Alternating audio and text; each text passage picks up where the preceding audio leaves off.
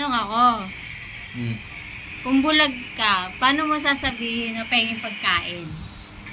Wala, ganun lang. Bakit ba? Bulag nga. Paano mo sasabihin na pengeng tubig?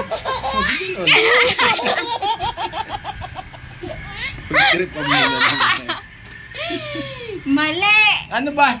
Di ka naman pipi, bulag ka lang. Pia, may tanong ako sa'yo, Pia. If you are blind, pag yung walang makita, yung bulag, alam mo yung bulag, di ba? Paano mo sasabihin kay mama na penging pagkain? Paano? Paano mo sasabihin kay mama na penging pagkain?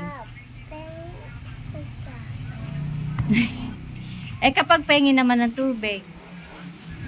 Ay, pag bulag ka ha. Paano mo sasabihin sa akin, mama, pengin ng tubig? Paano mo sasabihin? Mama, please. Get that water. Ay, yun nga. Talo ka ng bata.